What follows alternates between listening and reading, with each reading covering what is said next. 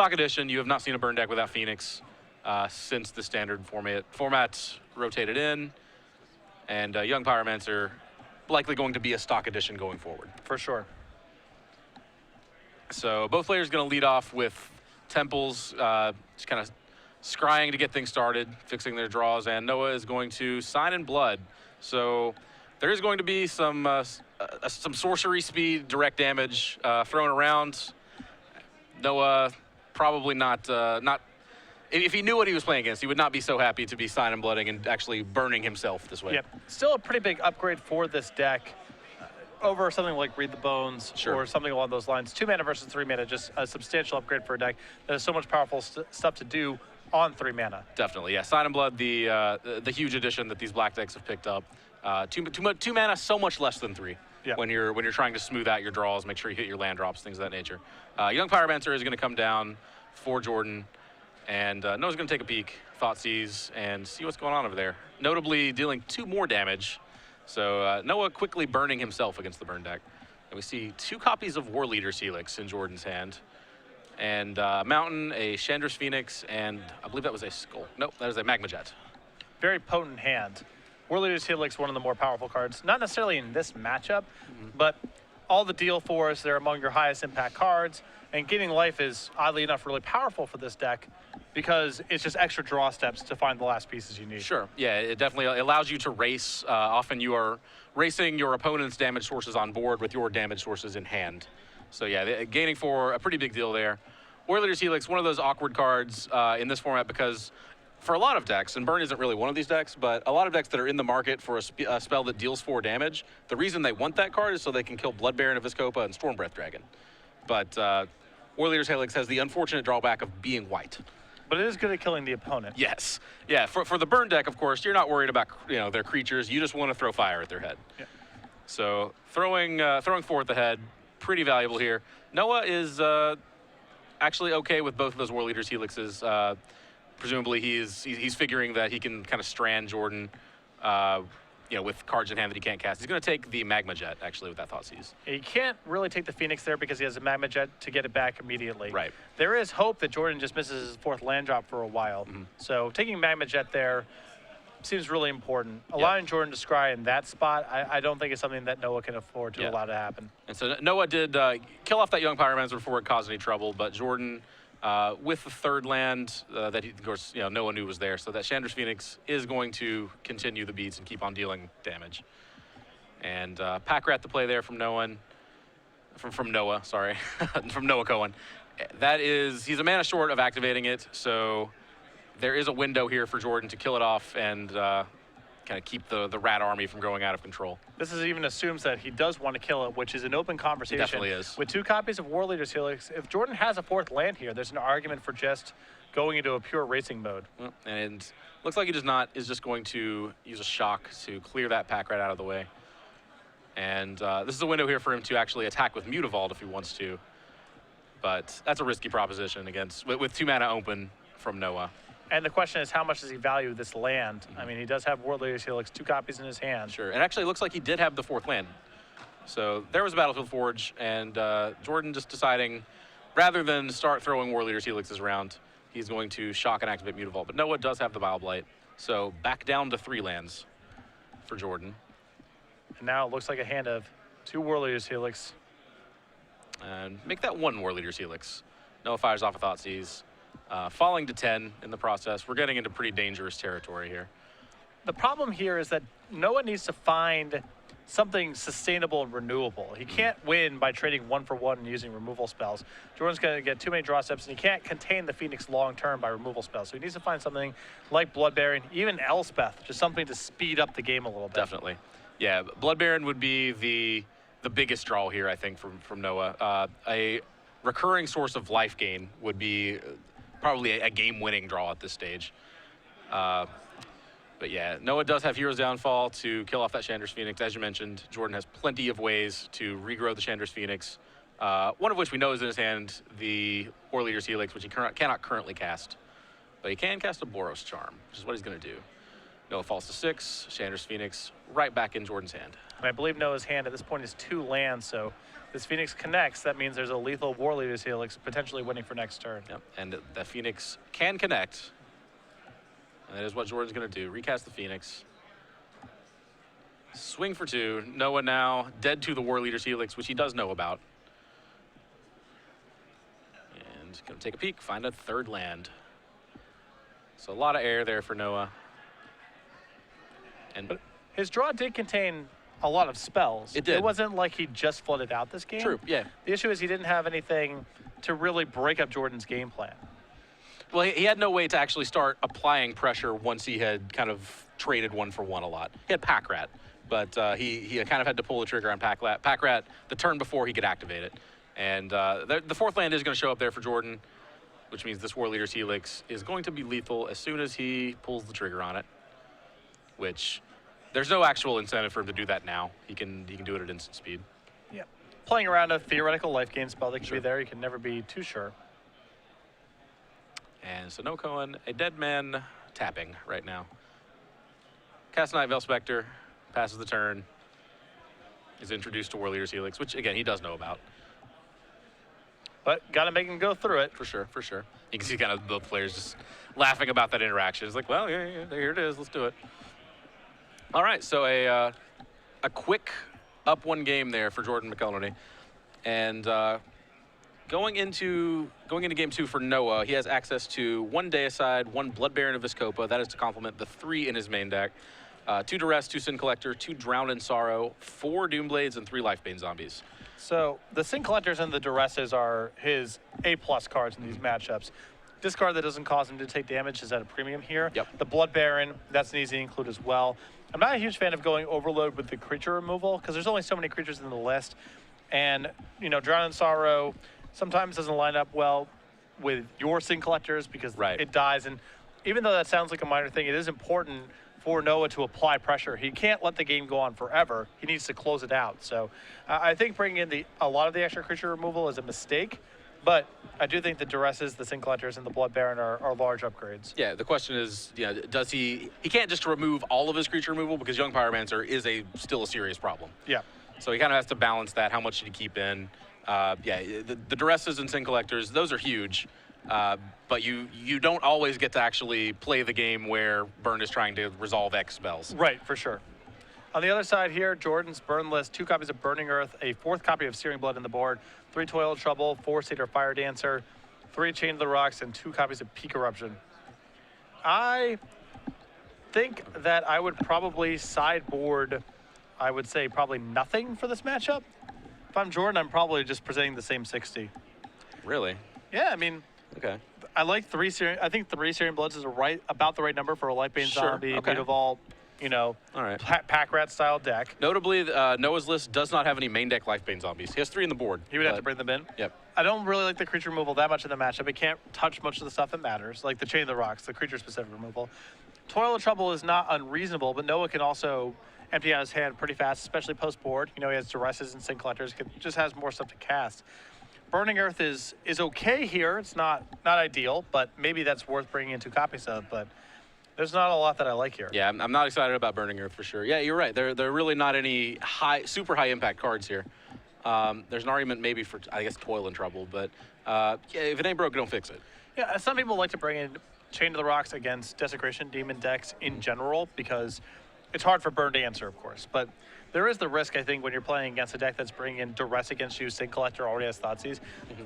You have a risk of your Burn gets picked apart, and then you have these 1-for-1 trades that don't really get you anywhere. Sure. So Jordan needs to have a certain saturation of Burn in his list to be able to execute his game plan. So bringing in cards that don't facilitate that game plan, that are purely reactive, I think the burden of proof needs to be on the side of this is definitely going to be good here. Mm-hmm. And I don't think Chain of the Rocks quite gets to that point. Noah can easily win with Blood Baron or Elspeth, and your Chain of the Rocks just stuck in your hand. Yeah, all the time. that is for sure. Kind of a concern. I think maybe Chain of the Rocks makes more sense against mono black than it would against black white. Yeah, definitely. I mean, it's much more stable against them. It's not getting removed, and it's hitting all their targets. All right. What as a burn deck, like, Blood Baron Viscopa, probably the card you're most concerned about, I think. Out of the black-white list, for sure. Yeah. I mean, I think post-board is possible. Sign Collector is the harder card to beat, but Blood Fair. Baron is Okay. the nail in the coffin. Sure. All right, so as answers to that card specifically, you're basically looking at 2-for-1ing yourself or casting Stoke the Flames. Well, Skullcrack is also pretty good against Blood Baron because it's Okay, a sure. whole turn. Right. You know, the places where Skullcrack fails are against people who are kind of nickel and diming life gaining you, Blind Obedience, Courser, Crewfix, those kind of cards. But for people who are trying to gain life in one large chunk, Skullcrack does a lot of really good work, and Blood Baron's the top of the list in terms of cards that generate that kind of effect. And it looks like the players shuffling up. Neither of them have actually taken a peek at a 7 yet, but we are almost there. Though you are right to comment on Stoke the Flames. You notice this list, 0 copies of Mizium Mortars in the 75. Yep. That was a card that used to be at least like 2 copies in the sideboard of every burn list. Kind of a necessary evil, I think. Part of that is because of Archangel Thune and Blood Baron. You need to have a couple answers to those cards. Now, with Stoke the Flames, you can race as you normally do, and you have a card that can do some double duty. You can kill those cards when that's required, and it's also 4 damage to the face when that's what you're in the market for. Okay, and that's probably the biggest the biggest reason that Stoke the Flames is such a huge upgrade. It basically takes those Mizium Mortars, which you were never happy about. Yeah. Because they never went to the head, and you're a deck that tries to go to the head. But it basically converts those Mizium Mortars into the resource you always wanted to begin with, while still giving you the outs to things like Blood Baron and Storm Breath that you needed anyway. Correct. Now, Mortars does work against things like mono red aggro and mono black aggro, and Stoke the Flames doesn't help you very much there. Yeah, the matchups where you actually did want like a Doomblade effect. Exactly. But being able to get Mizium Mortars out of the list in terms of protecting yourself against Archangel and Blood Baron, that's a big upgrade for this deck. Mm-hmm. So taking a look at Jordan's list, we're the full 8, right? 4 War Leaders Helix, 4 Stoke the Flames, and then 4 Boros Charm as well. So I guess the full 12. Yeah, and that's where the density of 4 damage spells is really what takes this deck to another level. The deck deals damage in increments of 2 quite a bit, and so they're often at 12 or at 8. That's actually a pretty common setup. Mm-hmm. Or they're at 10, you have a Shock or a Mammoth, something Sure. along those lines. And it just adds so much raw power to the deck as well. Okay. So now the addition of an extra 4 cost spell, and that's kind of like a 4 cost with air quotes, because Convoke actually, it is meaningful there, but you're definitely scaling the curve up a little bit. Definitely a little bit, but this deck already wants to play 23 or 24 lands to begin with. Okay. You have Mutavaults that you're trying to activate and all that kind of stuff, so Sure. it's not a huge cost to add a little bit more mana to the deck. And all the things being equal, you can also just add more Scry lands if you want to. Sure. And those can perform double duty, hitting your land drops and also making sure that you get the right density of spells. Okay. And we are underway there. Noah is going to lead with the Scryland. Yeah, you mentioned that Jordan had the potential to add more Scrylands. It looks like he is just on the 4 on-color Temple of Triumphs. And he is going to play one. So just like in game 1, both players going to take a peek to kick things off. But if you were feeling so inclined, you could definitely add a couple Temples of Malice, which is also nice because you have Toil Trouble in your sideboard. Now we're going to lead off with a Duress. Same discard effect, plus 2 life from game 1. And he's going to take a peek at 2 Magma Jets, a Skullcrack, a War Leader's Helix, and 2 more lands to go with that 1 in play. Matchup changes a lot post-board when Black-White mid-range gets to pick up its discard spells. Yeah, for sure. Jorden on a mulligan here, and you can already see the writing's on the wall. It's going to be hard for him to put together 20 points this game if Noah has any sort of draw. Yeah. Yeah, Jordan, of course, playing the burn deck that actually just wants to resolve 7 spells, more or less. Just cast somewhere between 6 and 8 cards that deal damage to the opponent. And when you're down 1, that makes it that much harder to win. Because every draw step that you don't find another spell, it's like you're getting time walked here. Yeah. So Noah's going to go for the War Leader's Helix, basically just getting the most damage per duress ratio there. Yeah, he can't cut Jorden off of scrying because there's 2 copies of Mammoth in the hand. So you just take the highest impact card. Sure. And in this case, it's basically deciding is War Leader's Helix higher impact than Skullcrack. And I believe that it is, although now that Noah has drawn Blood Baron, that may no longer be the case. Yeah, Blood Baron, we saw it come off the top there. We don't know if Noah had another one in his hand. I kind of suspect he didn't. I think I would be leaning towards taking the Skullcrack if I did have a Blood Baron. Yeah. But Jordan is going to fire off the first of those 2 Magma Jets to try and fix his draws, find a little more action. Going to ship both to the bottom. Noah's hand is a bit of a mess, though. I mean, it's 3 Night Veils he can't cast, a removal spell, and a Blood Baron he's really far away from. Yeah, that Night Veil plus Mutavault combo has been rearing its ugly head all standard season in a variety of decks, and it is rearing its ugly head here and actually continuing to be a problem. Noah finds his 3rd black source, comes to play tapped, takes a peek and leaves it on top. That was a pretty quick scry. I suspect a 5th land for Blood Baron. Yeah. Probably will still be able to do everything in time, but things have gotten a little hairy for Noah. Yeah, and we saw him kind of contemplate activating that Mutavault and attacking. He did know about that 2nd Magma Jet, so.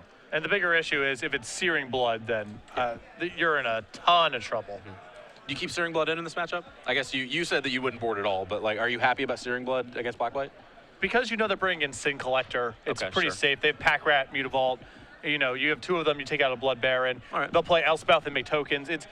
You will have some games where it's dead, Right. but I think overall it's worth keeping Sure. in. Unless they just go spell, Blood Baron, they will eventually give you a target, I suppose. Yes, and you're not beating the games where they go spell, Sure. Blood Baron anyway, for That's the most fair. part.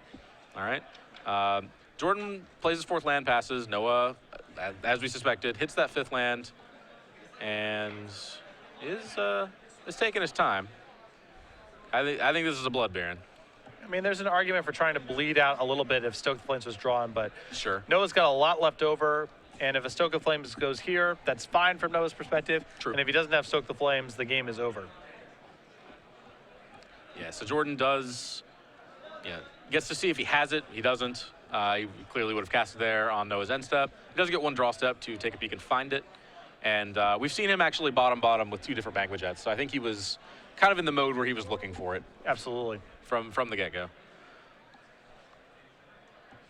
So finds, I think likely that was the draw step. I think we would have seen him play that. Finds a temple, takes a peek. This is, again, likely not a Stoke the Flames. It's one of those, that would just be instantly going on top things. Yeah. So, yeah, we said that the game is just over. That's not necessarily true. Jorden can still just 2 for 1 himself. Just cast, Lightning Strike and Searing. But Noah's got too just many like that. resources left over is the True. issue here. Oh, yeah, I mean, if you have to do that, things aren't looking good. Yeah. But if Noah actually gets a crack in, then that's... well, speaking of getting cracks in, actually, Jorden found a skull crack, so that is going to mitigate this attack, at least in terms of the life gain. Yeah, the hope here, if you're in Jordan C, is actually chaining together multiple skull cracks in a row. That's his best shot. Sure. Yeah, and so Noah going to fall to 9 from that skull crack. 9 so much more than 8 when you have all of these spells that deal 4 in your deck now. I mean, Jordan's got a really narrow window to put this all together, but he does have a shot if he can find some skull cracks. Okay, fires off Lightning Strike in his main phase. All right, so 2 Lightning Strikes at the Blood Baron. You're not happy about that. No. But There's nothing really, he doesn't really have an alternate choice here. right. If he uses the Lightning Strikes to hit Noah, Noah gains 4 life in the Blood Baron attack, goes up to 13. Right. The Lightning Strikes knock him down to 7, and then what's the plan from Exactly. there? Yeah, and you definitely are going to take a hit there. So you've just got to take your 2 for 1 and then hope to draw 9 points of damage before Noah kills you off. Noah actually has a 2-turn clock on board here with the 2 Night Veil Specters as well as a Mutavault. So that's 2 swings of 6, meaning that Jorden technically can't pull out of this. He has 2 draw steps, and there are no 2 cards that deal 9 damage. That's assuming that Noah does actually attack with the Mutavault. Well, if the top of Jordan's deck is just War Leader's Helixes, he can win the game. Oh, sure. It has okay. to just be Helix after All Helix right. after Helix. Sure. So yeah, Helix will buy him the extra draw step by gaining 4 life. Searing Blood would also buy him the extra draw step by dealing damage as well as actually dealing damage to Noah and killing the Mutavault. Yeah. Noah is at above 99% to win, but he's not at 100. Sure.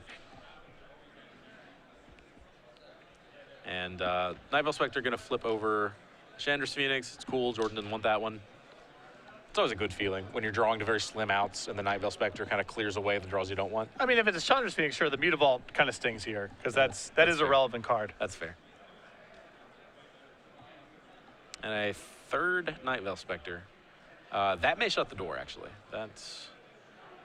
And I think that, yeah, there is a War Leader's Helix tucked away there. So at Noah's end step, Jordan's going to fire off War Leader's Helix, his last card in hand. Jorden back up to 10, Noah down to 5. So now if he draws Searing Blood, he survives the attack. Yep. He actually survives the attack no matter what, right? He is Well, up there's 2 to... Mutavaults and 3 Night Veils in play. The second Mutavault showed up, okay. So he needs to Yes. kill something or Yes. draw another Helix. Yes, so needs to gain life or kill a thing. Yeah. And... Easy. Yeah, Easy. okay, So sure. it's All right. it's really simple. All right. I believe. And a duress from Noah is going to basically just find out if he has it. Yeah. Jorden contemplating, responding. If you have a something that you can cast into speed, I recommend you do that. But he Looks does like not. it was Skull Crack. Okay. Got close. Yeah. I mean, for a mulligan and, everything that went on that game, Jorden was within striking distance. Yeah, for sure.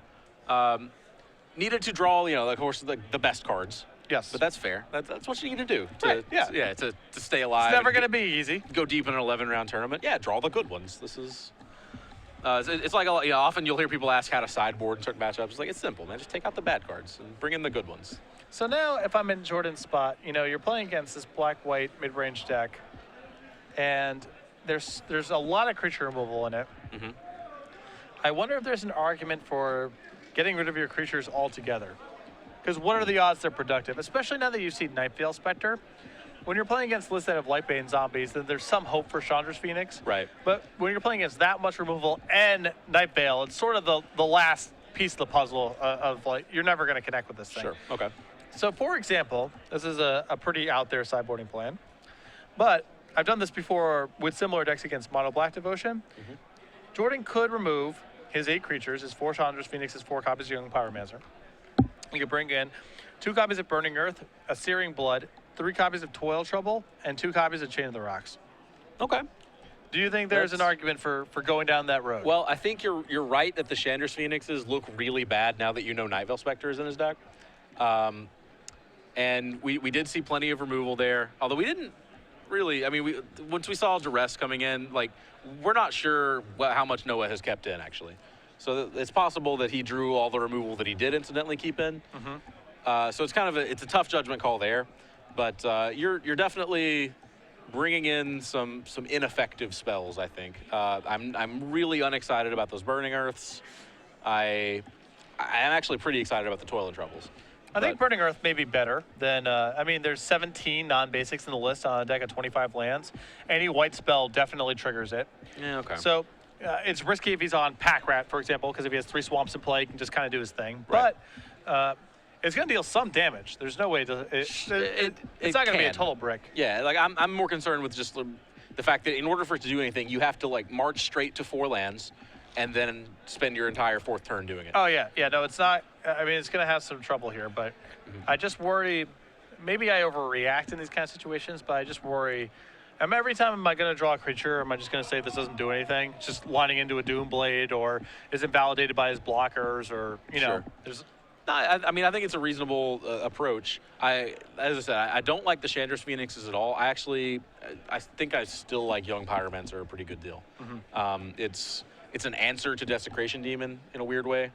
It costing, again, 2 so much less than 3 here. Yeah. The fact that you can play it on turn 2 and force Noah to, if he doesn't want to allow you to kind of let your creature be a burn spell, really you want to kill creatures immediately here, because if you don't, then you don't get to punish them for having non-burn spells in their deck. Yeah. So being able to cast turn 2 Young Pyromancer on the play basically forces Noah to spend his 2nd turn answering it, which is going to be a tall order post board, with a deck that's full of tap lands, and even if you do force him to answer it, you're preventing him from pack ratting. Yeah. Pack ratting or scrying to set up. Say he has 2 Scry lands and an untapped land and a Night Veil Spectre, for example. Mm-hmm. If you play Young Pyromancer, he has to play that untapped land on turn 2 to kill it with his, if he has removal. Yeah, the issue isn't, is Young Pyromancer going to be good when Jordan's on the play on the 2nd turn? More often than not, the answer is going to be it'll be pretty good, to varying degrees. Maybe Sure. sometimes it'll do a lot. Sometimes it maybe is a little awkward. Mm-hmm. Sometimes it won't do anything. The bigger concern is what happens when it's turn 5 and you draw Young Pyromancer. Sure. Okay. But now how productive is that card going to be? All right, and I guess that problem is just as big a deal with Chandra's Phoenix, except Chandra's Phoenix, when it is drawing removal spells, is you're totally fine with that. Oh, for sure. But I think Night Veil is just, it's reasonable to suspect there's some copies of Banishing Light in the list. There's Night Veils, it's maybe Jordan's just supposed to be just keeping his deck kind of intact here because the sideboard options he has are not great. But I think it's worth at least contemplating removing the creatures altogether. Taking a look at Noah's list.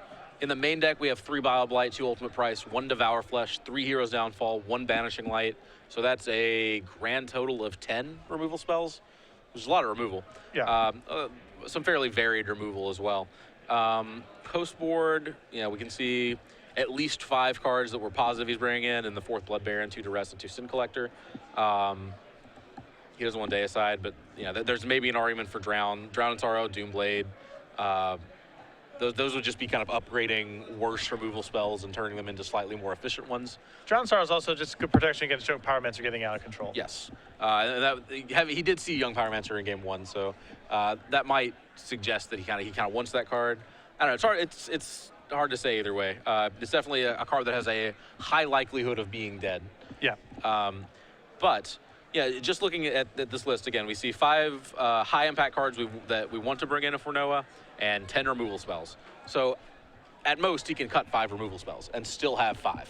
And that's assuming he keeps in, all of his Sign in Bloods, all of his Thought Seizes, all of his Pack Rats. He's got these cards that aren't very good in the matchup. Right. So.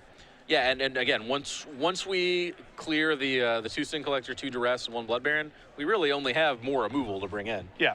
Unless you want to go like Lifebane Zombie, which doesn't seem like it would make a lot of sense. Bit of a Hail Mary against Burn. Yeah. Lifebane Zombie, dies to a lot of things against Burn. But I guess you're okay with that. Now, Searing Bloods just kind of looms over everything. Yeah. Anytime you cast a Searing Blood target, there's even going to be spots where Sin Collector isn't good because of this. So you definitely can't bring in Lifebane. All right. So, given that, I think it is pretty much set in stone that Noah is going to have 5, again, at least 5, and maybe more removal spells post-board. And they're going to be his more efficient. You're not going to be seeing Devour Fleshes. You're not going to be seeing, probably not going to be seeing Heroes Downfalls, right? You want cheaper effects. Yeah. So all of his removal is going to cost 2, we think, except maybe like the 1 Banishing Light, or maybe you play 1 Heroes Downfall instead. So in light of that, I can actually see a much stronger argument for just making the transition as you brought up. Yep. And Jorden, for the 3rd time this game, going to kick things off with the Temple of Triumph.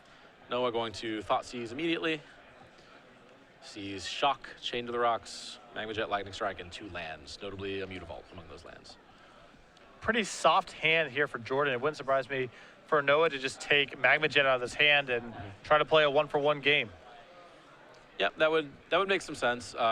There's a possibility that you want to clear away the Chain to the Rocks if you think you're going to be leaning heavily on a Desecration Demon. Yeah. Which is possible, I suppose. When you're playing Burn, do you just keep lands and spells, I think, as a rule? Like, pretty much. This is a deck that you can't afford to like mulligan aggressively to specific cards, I think. Though against black-white mid-range, I think with Jordan's opening hand here, I would have led with Mutavault. Okay. Because I'd rather just get in the damage while I can. Mutavault's it's really hard to connect. And he can't do anything about it on the first turn. All right. And then you can Magma Jet later if you want to, because you have stuff to do with your mana for a couple turns. Yeah, so that makes a lot of sense. I was not a big fan of that opening from Jorden, the way his hand's laid out. There is kind of an argument that you would want to just unload your hand as quickly as possible so that you're actually playing off the top to kind of nullify any potential like drawn Duresses or Sin Collectors. You'll get there eventually. Sure. Yeah, quicker than you anticipated, I think, if Noah's going to keep firing off Thoughtseizes like this. So Thoughtseizes number 2 from Noah. Again, if this is Noah's opening here of Thoughtseize, yeah, that's 2 Mutavault hits you gave up. Right. That's enormous when your opponent's Thoughtseize twice. True. So yeah, Jorden going to respond to this one with a Lightning Strike, leave him with Shock, Chain, and a freshly drawn Stoke the Flames. And we're going to see him snipe the Stoke here, unless he has... I think if he has Sin Collector, I think you want to take something else and then get the stoke later. Oh, Like you sure, can take okay. shock, for example, and I think this is exactly what Noah's going to do. All right, You're gonna okay. take shock, Sin Collector the stoke, and then Chain of the Rocks is. I mean, Jorden doesn't even have a mountain yet, and Right. Chain of the Rocks isn't even good. So Okay, I didn't even notice that. Yeah, we're looking at Battlefield Forge, Temple of Triumph, Mutavault. Mutavault, all the creature types, none of the basic land types. So yeah, Noah does have that second land. If he does have third land in his Sin Collector, then yeah, this looks like a fantastic line for him. And Jorden is going to get a swing in with that Mutavault. Noah down to 11. Pretty low considering how not very far in the game we are here. and Jordan's taking some big lumps. Yeah. Or Noah, rather, is taking some lumps already. And as you mentioned, yep, Noah does have turn 3 Sin Collector. He is going to get to clear away that Stoke the Flames. Jorden has drawn a second copy of Chain to the Rocks, which you certainly cannot Chain to the Rocks the face. So Yeah, this is the trouble of being too reactive in the post-board games. I mean, you can't Chain to the Rocks anything. We don't have a mountain. So Jorden basically 2 lumps in his hand right now. Yep. And 2 lumps that Noah knows about, too, which is even worse. Yeah, if he did have a mountain, like just say one of those dual lands with a Sacred Founder, I think he would be pretty happy to just chain whatever happens to be there, in this case a Sin Collector, and get in for 2 more. But unfortunately cannot do that. And we see, I know I saw Doomblade and Packrat, and then a mystery third card, which I didn't quite get there. So Noah now in the position where he has to decide if he wants to cast his Packrat without the 5th land in play to activate it. I like this play a lot from Noah because it doesn't matter if this pack rat dies. You're just trying to exhaust Jordan's resources and keep yourself at a high life total. You have a Mutavault left over and the Sin Collector to attack with. If Jorden wants to use a removal spell here, I think Noah's totally happy with that. And if not, then pack rat can still potentially run away with the game. Okay. Yeah, and there, as you drew it up, Jorden drew Lightning Strike, but decides rather than throw it at Noah's head, he is going to clear away that pack rat and save himself some damage. Noah notably did not swing with his own Mutavaults. This is because he has removal spells in his hand, a Doomblade and an Ultimate Price. And in fact, if I'm in Jordan's spot there, I think I just Lightning Strike Noah because things have gotten so bleak that you just have to hope you run off some Boros Charms and maybe steal the game. But you cannot trade 1-for-1 when your hand is this bad. True. Now, if he does get to stabilize the board here, he is only taking 2 a turn. It maybe becomes 4 later if Noah decides he can get frisky with that Mutavault. He held it back this last turn to leave up removal spells for Jordan's Mutavault. But now there's no reason to do that, so he's just going to take a swing.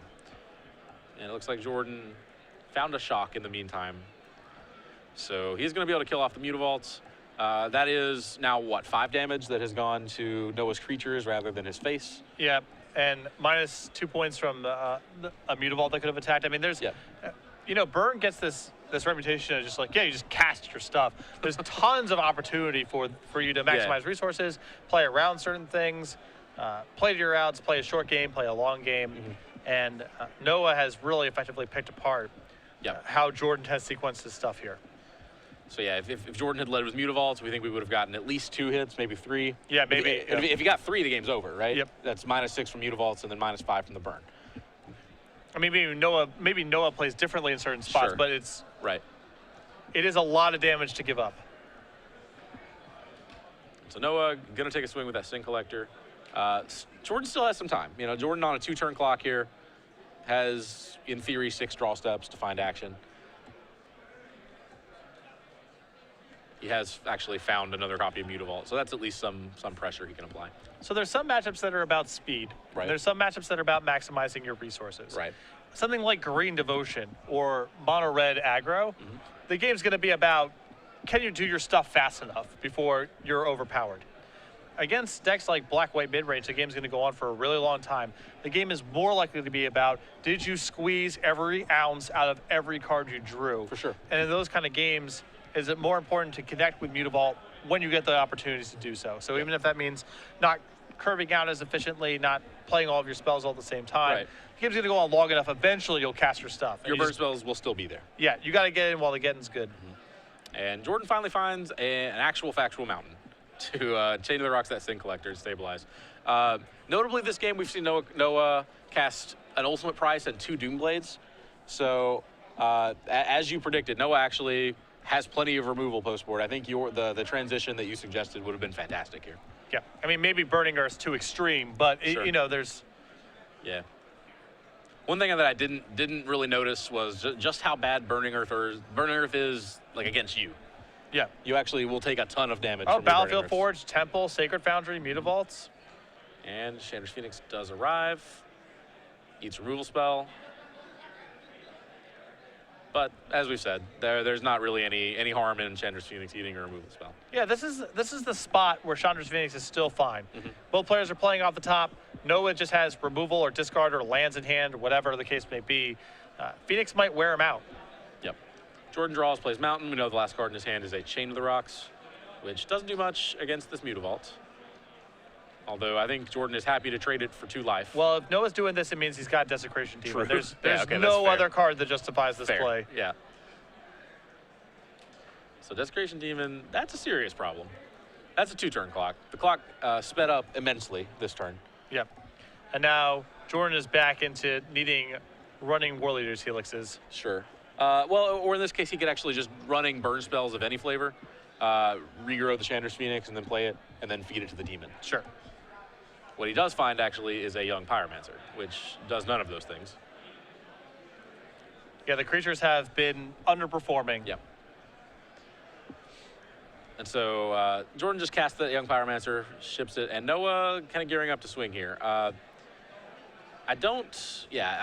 you're Jorden, I don't think you can afford to sacrifice the young Pyromancer. I think you just take your lick and fall to 4. And then if you actually draw burn spells here, then you've actually got quite a bit of fodder for the demon. Yeah, he's got a shot. Definitely has a chance. Now, those Mutavaults are quickly going to be a problem. Does find an instant burn spell, which is exactly what he wants. Noah's going to fall to 6. Chandra's Phoenix is going to come back. Chris Van Meter going to enter play. This is a slight mistap by Jorden here. Yeah. He could have tapped Battlefield Forge Mountain to cast the Skullcrack and then Yep. tap Temple Mountain Battlefield Forge to cast the Phoenix. So he is going to take an extra damage here. Luckily for him, the damage sources in play on Noah's side all deal even numbers of damage. So on the board right now, that is not a problem. That is not actually going to affect the outcome. So, it looks like Jordan's going to have a shot next turn at drawing a 4-ball. Yep. Jorden, swings that Phoenix, Noah down to 4. He can feed the elemental token to the demon, throw a young Pyromancer in front of one of the Mutavaults, fall to 1, and then actually it doesn't have to be a 4-ball. Yeah. It could just be any burn spell. Or another Phoenix will do. And that's assuming no action from Noah. Noah gonna activate those 2 Mutavaults. Present the demon trigger. Okay, and Jorden going to sacrifice the Phoenix rather than the token, which I didn't consider. That allows him to chump block the Mutavault with his elemental token. Yeah. That does make it so that a second copy of Phoenix is not an out here. Correct. And the question is, does keeping that extra 2 life from the other Mutavault actually help you here? And I'm not sure that it does. So I think I guess you could actually, you can just chump block with the token and keep your young Pyromancer. Yes. And it looks like that's the block. Yep. Which actually, I guess in that case, the young Pyromancer in play is just as good as the Phoenix in play. Assuming that gives Noah a possibility of drawing like a Pack Rat or just some kind of ground pounding creature. Noah has Doomblade instead. So now it is Burn spell or bust. still burn spell or bust. 4-baller or 2 mana. There it is. All right. Don't slow roll him, Jorden. Come on. Jorden, just kill him. Poor form. This is Poor form. There. All right. It was. It was. It's a tense match. Yeah. I'm not saying that there's Yeah. anything untoward there. He's just being sure. But Yeah. It was just long enough to be uncomfortable. if you're in Noah's seat, you're there white knuckling, hoping Yeah. you just get to next turn. Yeah.